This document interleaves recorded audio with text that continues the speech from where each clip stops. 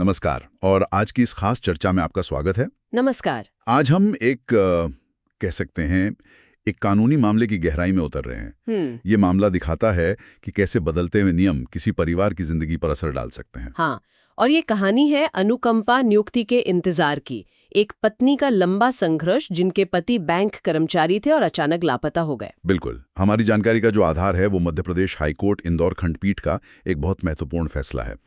इस मामले ने एक बड़ा सवाल सुलझाया है कि भाई जब कोई कर्मचारी लापता हो जाए और बाद में मतलब कानूनन मृत मान लिया जाए तो अनुकंपा नियुक्ति के लिए कौन सी पॉलिसी लागू होगी। हाँ, ये बड़ा सवाल था। पॉलिसी वो जो लापता होने के समय थी या वो जो एप्लीकेशन पर विचार करते समय मौजूद थी। एग्जैक्टली। और हम ये भी देखेंगे कि आखिर में अदालत को क्यों बैंकों और दूसरे एम्प्लॉयर्स के लिए कुछ नए दिशा निर्देश गाइडलाइंस जारी करने पड़े। ये जरूरी है। तो चलिए शुरू करते हैं। कहानी शुरू होती है अशोक दहीगुड़े से। वो स्टेट बैंक ऑफ इंदौर में कर्मचारी थे। ये बैंक बाद में स्टेट बैंक ऑफ इंडिया मतलब एसबीआई बन गया। अच्छा। वो 20 अक्टूबर 1998 को बिना किसी सूचना के लापता हो गए। ओह। अब जब वो 90 दिन से ज्यादा काम पर नहीं आए तो बैंक ने 21 जनवरी 1999 को उन्हें एक नोटिस भेजा। नोटिस? किस बारे में? ये नोटिस उस समय के बाइपार्टाइट सेटलमेंट और शास्त्री अवार्ड के तहत था। ये बेसिकली बैंक कर्मचारियों की सर्विस कंडीशन से जुड़े पुराने समझौते और नियम हैं। अच्छा, हाँ। नोटिस में कहा गया कि अगर अशोक दहीगुड़े 30 दिन में ड्यूटी पर वापस नहीं आते तो उन्हें स्वेच्छा से सेवा छोड़ने वाला मान लिया जाएगा, मतलब वॉलंटरीली रिटायर्ड या सर्विस छोड़ दिया ऐसा। इस पर उनकी पत्नी श्रीमती मीना दहीगुड़े में 8 फरवरी 1999 को बैंक को जवाब दिया। उन्होंने साफ साफ बताया कि उनके पति तो 20 अक्टूबर 1998 से लापता हैं और इसकी पुलिस रिपोर्ट भी दर्ज करा दी गई है। मतलब उन्होंने बैंक को इन्फॉर्म कर दिया था। हाँ बिल्कुल। लेकिन अशोक दहीगुड़े वापस तो नहीं लौटे। तो 10 जून 1999 तक इंतजार करने के बाद बैंक ने उन्हें 20 अक्टूबर 1998 से ही, मतलब जिस दिन वो लापता हुए थे, उसी तारीख से सेवा से स्वेच्छा से सेवानिवृत्त मान लिया। यहीं पर देखिए एक महत्वपूर्ण लीगल पॉइंट आता है। हाँ। भारतीय साक्ष्य अधिनियम 1872 की धारा 108। धारा 108। हाँ, सुना है इसके बारे में। हाँ, ये धारा कहती है कि अगर किसी व्यक्ति के बारे में 7 साल तक उन लोगों ने कुछ नहीं सुना है जो स्वाभाविक रूप से उसके बारे में सुनते अगर वो जीवित होता, मतलब परिवार, करीबी लोग। हाँ बिल्कुल, तो कानून उसे मृत मान लेता है। इसे मृत्यु की कानूनी उपधारणा या लीगल प्रिजम्पशन ऑफ डेथ कहते हैं। अच्छा, तो अशोक दहीगुड़े के केस में वो 20 अक्टूबर 1998 को लापता हुए, तो कानून के हिसाब से 7 साल बाद यानी 20 अक्टूबर 2005 को हाँ, उन्हें मृत मान लिया गया। और इसकी पुष्टि भी हुई। हाँ, 11 नवंबर 2005 को पुलिस अधीक्षक एसपी ने भी कंफर्म कर दिया कि श्री दहीगुड़े का कोई पता नहीं चल पाया है। 7 साल, ये बहुत लंबा इंतजार होता है।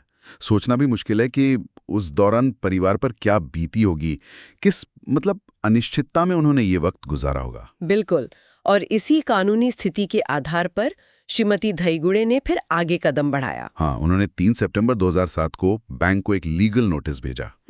उसमें उन्होंने याद दिलाया कि भई अब उनके पति को लापता हुए 7 साल हो चुके हैं, उन्हें कानूनी तौर पर मृत मान लिया गया है, तो अब उन्हें अनुकंपा के आधार पर नौकरी दी जाए। और उन्होंने ये भी कहा था ना कि बैंक ने ही पहले इंतजार करने को कहा था। हाँ, नोटिस में ये भी लिखा था कि जब उन्होंने पहले इनफॉर्मली बात की थी तो कथित तौर पर बैंक अधिकारियों ने ही उन्हें 7 साल पूरे होने का इंतजार करने को कहा था। इससे पहले एक दावा ये भी था कि 17 मई 1999 को उन्होंने नौकरी के लिए आवेदन किया था। हालांकि बैंक इस तारीख और आवेदन के फॉर्मेट पर शायद सहमत नहीं था। खैर, मुख्य दावा तो 2007 में आया, लेकिन तब तक जैसा आपने कहा स्थिति बदल चुकी थी। सही कहा। बैंक ने 5 मई 2008 को श्रीमती दहीगुड़े का अनुकंपा नियुक्ति का आवेदन रिजेक्ट कर दिया। और कारण बताया गया कि बैंक ने अनुकंपा नियुक्ति की अपनी योजना, जो कंपैशनेट अपॉइंटमेंट स्कीम थी, वो 10 जनवरी 2006 को ही बंद कर दी थी। ओहो, मतलब 2005 में वो मृत माने गए और 2006 में स्कीम बंद हो गई। बिल्कुल। बैंक ने कहा कि स्कीम अब है ही नहीं तो नियुक्ति कैसे दें। हाँ, पति के जो दूसरे ड्यूज थे जैसे पीएफ, ग्रेच्युटी वगैरह, वो मिल जाएंगे। जाहिर है ये जवाब श्रीमती दहीगुड़े के लिए एक बड़ा झटका रहा होगा। हाँ बिल्कुल। उन्होंने 6 जून 2008 को फिर बैंक को लिखा। क्या तर्क दिया उन्होंने? उनका तर्क था कि उनके पति को कानूनी रूप से मृत तो 2005 को माना गया था और उस तारीख को तो बैंक की स्कीम लागू थी। हाँ, ये बात तो सही है। उनका कहना था कि अगर बैंक ने उनके पहले के संपर्क पर या 7 साल पूरे होते ही तुरंत एक्शन लिया होता तो स्कीम बंद होने से पहले उन्हें नियुक्ति मिल सकती थी। बैंक की देरी का मामला उठाया उन्होंने। ये भी एक पॉइंट था, लेकिन बैंक माना नहीं। नहीं, बैंक अपने निर्णय पर अड़ा रहा। 14 जनवरी 2009 को उन्होंने फिर से वही बात दोहराई कि भाई योजना 10 जनवरी 2006 को समाप्त हो चुकी है, इसलिए आवेदन पर विचार नहीं हो सकता। और यहीं से फिर मामला अदालत पहुंच गया। हाँ, श्रीमती धईगुड़े ने न्याय के लिए मध्य प्रदेश हाई कोर्ट का दरवाजा खटखटाया। एक रिट याचिका WP नंबर 7249 ऑफ 2012 दायर की, मतलब हाई कोर्ट से गुहार लगाई कि बैंक के फैसले को रद्द करें और उन्हें राहत दें। और शुरुआत में फैसला उनके पक्ष में आया था ना? हाँ बिल्कुल। 26 जुलाई 2021 को हाई कोर्ट के सिंगल जज ने उनकी याचिका स्वीकार कर ली। क्या आदेश दिया था जज साहब ने? जज साहब ने बैंक को आदेश दिया कि वे श्रीमती धईगुड़े या उनके बेटों में से किसी एक को अनुकंपा नियुक्ति दें। अच्छा। और सिर्फ इतना ही नहीं, मामले में देरी और बैंक के रवैये के लिए बैंक पर 2 लाख रुपए का हर्जाना कॉस्ट भी लगाया। 2 लाख रुपए का हर्जाना भी। ये तो काफी बड़ा फैसला था उनके पक्ष में। किस आधार पर दिया था ये फैसला? एकल न्यायाधीश ने मुख्य रूप से सुप्रीम कोर्ट के किनारा बैंक बनाम महेश कुमार वाले 2015 के केस पर भरोसा किया था। अच्छा, किनारा बैंक वाला मामला, उसमें क्या था? उस मामले में सुप्रीम कोर्ट ने माना था कि अनुकंपा नियुक्ति के लिए कर्मचारी की मृत्यु की तारीख पर जो पॉलिसी लागू थी उसे देखा जाना चाहिए। तो उस तर्क के हिसाब से, चूंकि अशोक धईगुड़े को 20 अक्टूबर 2005 को मृत माना गया जब स्कीम लागू थी, तो श्रीमती धईगुड़े नियुक्ति की हकदार थी। यह सिंगल जज का मानना था। तो ये तो श्रीमती धईगुड़े के लिए एक बड़ी जीत थी, पर जैसा आपने कहा मामला यहीं रुका नहीं। वहीं रुका। बैंक यानी SBI इस फैसले से खुश नहीं था। उन्होंने सिंगल जज के इस फैसले को हाई कोर्ट की डिवीजन बेंच में चुनौती दी। डिवीजन बेंच मतलब जिसमें आमतौर पर 2 जज होते हैं। हाँ, अपील फाइल की। तो बैंक के क्या तर्क थे इस अपील में? बैंक की तरफ से वरिष्ठ वकील नमन नागरथ जी ने दलीलें पेश की और उनका सबसे मजबूत तर्क सुप्रीम कोर्ट के एक हाल के और ज्यादा महत्वपूर्ण फैसले पर आधारित था। NC संतोष बनाम कर्नाटक राज्य 2020 का मामला। हाँ, NC संतोष केस।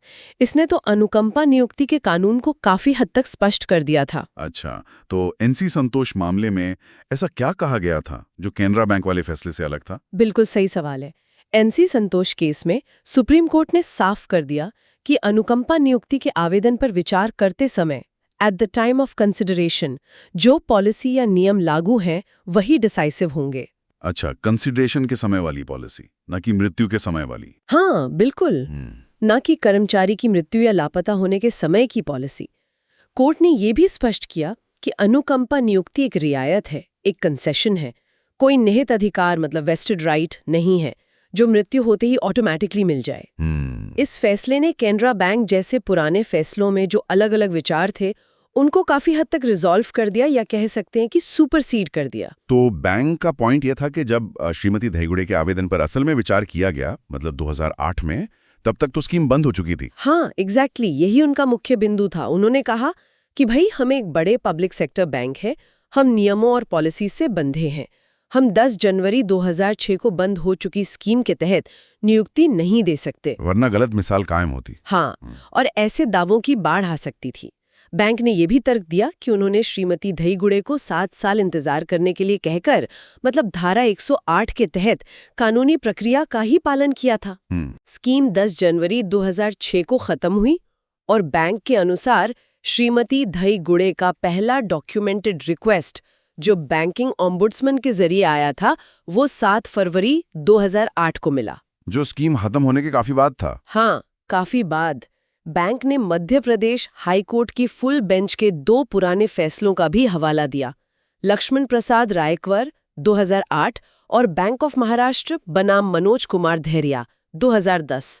फुल बेंच मतलब जिसमें 3 या ज्यादा जज होते हैं और जो महत्वपूर्ण कानूनी सवालों पर फैसला करते हैं। अच्छा, उन फैसलों में भी यही सिद्धांत, विचार के समय की नीति वाला, माना गया था। बैंक ने ये भी आपत्ति जताई कि सिंगल जज ने उनके कंडक्ट के बारे में कुछ अनुचित टिप्पणियां की थीं।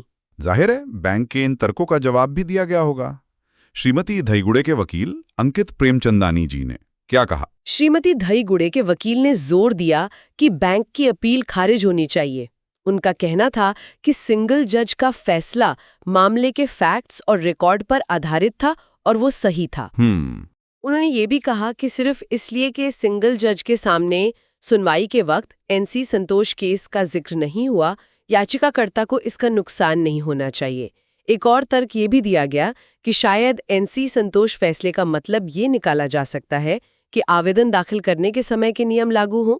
हालांकि ये तर्क मुख्य फैसले के विचार के समय वाले सिद्धांत से थोड़ा अलग था।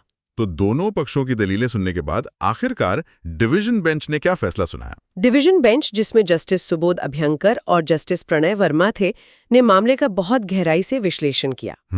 उन्होंने सबसे पहले ये कहा कि भाई अनुकंपा नियुक्ति में कौन सी पॉलिसी लागू होगी, ये अब कोई नया या अस्पष्ट कानूनी सवाल नहीं है।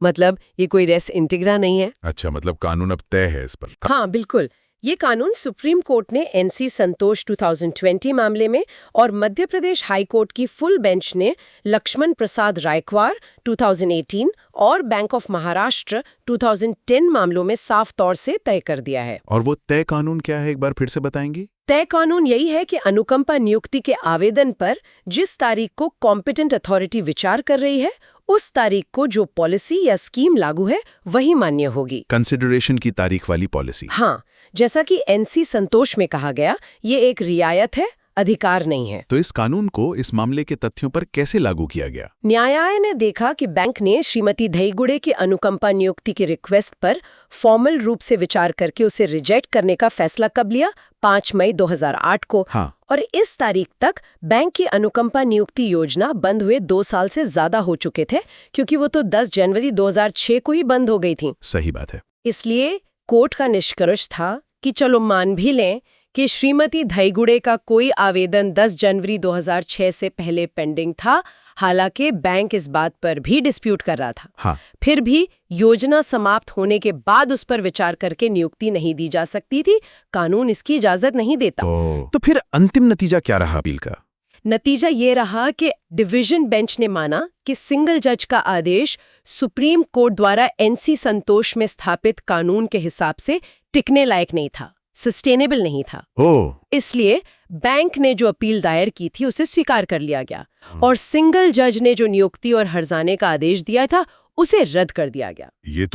ये तो श्रीमती दहीगुड़े के लिए बहुत ही निराशाजनक फैसला रहा होगा। इतने सालों का संघर्ष और फिर नतीजा ये। हाँ, निश्चित रूप से बहुत दुखद। और अदालत ने भी इस मानवीय पहलू को नजरअंदाज नहीं किया, ये जानना महत्वपूर्ण है। अच्छा। हाँ, फैसला सुनाने के बाद उन्होंने कुछ बहुत महत्वपूर्ण टिप्पणियां की। उसे उन्होंने अंतिम टिप्पणियां पार्टिंग नोट कहा। क्या कहा अदालत ने अपनी अंतिम टिप्पणी में? न्यायालय ने श्रीमती दहीगुड़े के दावे को आखिर में खारिज करने पर गहरा खेद और सहानुभूति जताई। उन्होंने माना कि इस स्थिति तक पहुंचने में कहीं न कहीं बैंक की भी भूमिका हो सकती है। बैंक की भूमिका कैसे? खासकर अगर कोई आवेदन वाकई पॉलिसी लागू रहने के दौरान पेंडिंग था और उस पर समय पर फैसला नहीं लिया गया। कोर्ट ने उस पीड़ा और अनिश्चितता को हाईलाइट किया जिससे श्रीमती दहीगुड़े गुजरी होंगी। और ये भी कहा कि एक ऐसे व्यक्ति से जिसके पति लापता हो गए हों, ये उम्मीद करना कि वो 7 साल पूरे होते ही तुरंत, मतलब एकदम फॉर्मल तरीके से सारे डॉक्यूमेंट्स के साथ आवेदन कर दे, शायद प्रैक्टिकल ना हो। हाँ, ये भी सोचने वाली बात है। खासकर तब जब हो सकता है उसने पहले बस किसी तरह की मदद के लिए इनफॉर्मली बात की हो। न्यायालय ने बैंक के रवैये को, खासकर जब वो खुद को आदर्श नियोक्ता, मॉडल एम्प्लॉयर कहता है। मॉडल एम्प्लॉयर मतलब जो दूसरों के लिए मिसाल कायम करे। हाँ, बिल्कुल। तो ऐसे बैंक के रवैये को कोर्ट ने कुछ हद तक लापरवाह या कैवेलियर माना, मतलब असंवेदनशील। तो क्या अदालत ने सिर्फ टिप्पणी करके छोड़ दिया या भविष्य के लिए कुछ ठोस कदम भी उठाए? नहीं, सिर्फ टिप्पणी नहीं की। इसी मानवीय पहलू को देखते हुए और ताकि भविष्य में ऐसी स्थितियां बेहतर तरीके से हैंडल की जा सकें, न्यायालय ने कॉन्स्टिट्यूशन के आर्टिकल 226 के तहत अपनी शक्तियों का इस्तेमाल किया। आर्टिकल 226 हाई कोर्ट की पावर्स। हाँ, जिसके तहत हाई कोर्ट नागरिकों के अधिकारों की रक्षा के लिए निर्देश या आदेश जारी कर सकता है। तो कोर्ट ने सभी एम्प्लॉयर्स के लिए, खासकर मध्य प्रदेश राज्य सरकार, सभी बैंक और दूसरे सरकारी या सेमी गवर्नमेंट इदारे जिनके पास अनुकंपा नियुक्ति की पॉलिसीज हैं, कुछ जनरल गाइडलाइंस जारी किए। अच्छा, ये बहुत महत्वपूर्ण है। क्या है ये दिशा निर्देश? मुख्य रूप से 3 निर्देश हैं। बताइए। पहला, जैसे ही किसी कर्मचारी के सर्विस में मृत्यु हो जाती है, एम्प्लॉयर को तुरंत बिना देर किए मृतक कर्मचारी के परिवार को लिखित में बताना चाहिए कि वो अनुकंपा नियुक्ति स्कीम के तहत एलिजिबल हैं या नहीं, और अगर हैं तो उसकी प्रोसेस क्या है। ठीक है, मतलब प्रोएक्टिव कम्युनिकेशन। बिल्कुल। दूसरा, अगर परिवार की तरफ से अनुकंपा नियुक्ति के लिए कोई एप्लीकेशन आता है तो उस पर बहुत तेजी से कार्रवाई करनी चाहिए। कोशिश ये होनी चाहिए कि एप्लीकेशन मिलने की तारीख से 45 दिनों के अंदर उस पर फाइनल फैसला हो जाए। 45 दिन, ये तो काफी तेज है। हाँ, तेजी पर जोर है। अच्छा। और तीसरा, अगर किसी वजह से 45 दिनों में फैसला लेना मुमकिन ना हो तो एम्प्लॉयर को एप्लीकेंट को देरी के कारणों के बारे में लिखित में बताना होगा। अच्छा, कारण भी बताने होंगे। हाँ, ताकि एप्लीकेंट को पता रहे कि क्या हो रहा है और अगर वो चाहें तो समय पर दूसरे लीगल ऑप्शंस तलाश सकें। तो इस पूरी चर्चा का सार, मतलब निचोड़, ये निकलता है कि अनुकंपा नियुक्ति के मामलों में अब कानून काफी हद तक स्पष्ट है। हाँ। आवेदन पर विचार करते समय जो पॉलिसी लागू होगी वही मान्य होगी, है ना? हाँ, कानून के नजरिए से ये स्थिति अब साफ है। लेकिन जैसा आपने शुरू में कहा था, ये मामला सिर्फ कानून का नहीं है। हाँ, बिल्कुल। ये मामला दिखाता है कि कानून की जो स्थापित व्याख्या है और जो मानवीय परिस्थितियां हैं, उनके बीच एक तनाव रहता है। एक तरफ नियम और पॉलिसीज का पालन करने की जरूरत है ऑर्गेनाइजेशन के लिए, तो दूसरी तरफ एक परिवार की अचानक आई मुसीबत है, उनकी जरूरतें हैं। सही कहा। अदालत ने कानून के अनुसार फैसला दिया, लेकिन उनकी जो आखिरी टिप्पणियां हैं और भविष्य के लिए जो गाइडलाइंस जारी की हैं, वो दिखाता है कि वो इस मानवीय त्रासदी और सिस्टम में होने वाली देरी के प्रति कितने संवेदनशील थे। हाँ, ये गाइडलाइंस शायद भविष्य में कुछ मदद करें। उम्मीद तो रही है, शायद ये भविष्य में कुछ हद तक संतुलन बनाने में मदद करें। और यहीं पे हम आज की बातचीत को रोकते हुए एक सवाल छोड़ जाते हैं सबके सोचने के लिए, कि बड़े संगठन, चाहे वो बैंक हों या सरकारी विभाग, वो नियमों और पॉलिसीज में बदलाव की अपनी जरूरतों को उन परिवारों पर पड़ने वाले मानवीय असर के साथ कैसे बेहतर ढंग से बैलेंस कर सकते हैं, जिनका जीवन अचानक ऐसी त्रासदियों से, जैसे इस मामले में लापता होने से, बदल जाता है। हाँ, ये एक बड़ा सवाल है।